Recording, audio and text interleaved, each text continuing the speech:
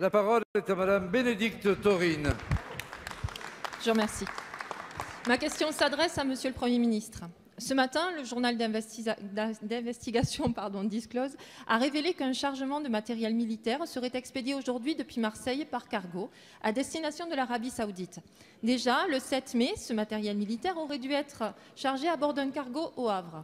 Et ce n'est que par la pression citoyenne associée à celle d'élus et de dockers que cela a pu être empêché. Le conflit au Yémen, qui entre dans sa 4e année, est considéré comme la pire crise humanitaire au monde par l'ONU.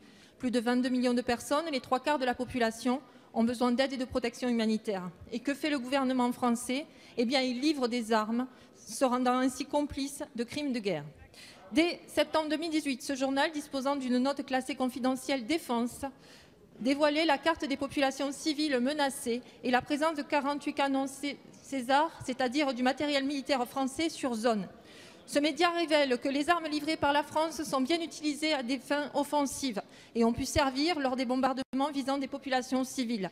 Malgré les demandes répétées de clarification par les députés et les citoyens, le gouvernement continue de nier toute implication. Le 17 avril, devant les journalistes, Madame la ministre des Armées prétendait qu'à sa connaissance, des armes françaises n'étaient pas utilisées dans ce conflit. Monsieur le Premier ministre, l'ONU a certifié que des crimes de guerre ont été commis au Yémen par l'Arabie Saoudite. Je vous rappelle que l'article 6 du traité sur le commerce des armes, ratifié par notre pays, interdit tout transfert d'armes qui pourrait servir à des attaques dirigées contre les civils. L'implication de notre pays dans cette guerre, que ce soit en fournissant à des belligérants des renseignements ou en engageant des moyens techniques, humains et financiers, est inacceptable.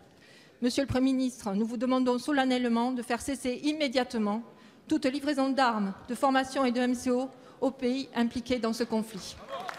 Merci, Madame la députée. La parole est à Madame Florence Parly, ministre des Armées. Merci, Monsieur le Président. Mesdames et Messieurs les députés, Madame la députée, vous abordez en 2 minutes, puisque c'est la règle, une question complexe à laquelle j'ai eu l'occasion de répondre en détail devant votre commission il y a quelques jours. Mais néanmoins, je vais m'efforcer de répondre à quelques-unes de vos questions. D'abord, est-ce qu'il est étonnant qu'un navire saoudien passe par Le Havre ou Marseille? La réponse est évidemment non, puisqu'il s'agit de 2 grands ports. La deuxième question, c'est est-ce qu'il est étonnant qu'il puisse contenir des armes? Je ne peux encore vous dire si c'est le cas, car nous sommes en train de le vérifier. Et comme je n'ai pas la responsabilité ni de l'administration des douanes, ni de la circulation maritime, je ne peux vous répondre sur la base d'informations de presse qui datent de 13h51. Et quand bien même ce serait le cas, S'il vous plaît. La prochaine fois, le rappel au règlement sera inscrit au procès-verbal. Donc vous laissez la ministre s'exprimer. Vous avez la parole, Madame la ministre, et vous seule.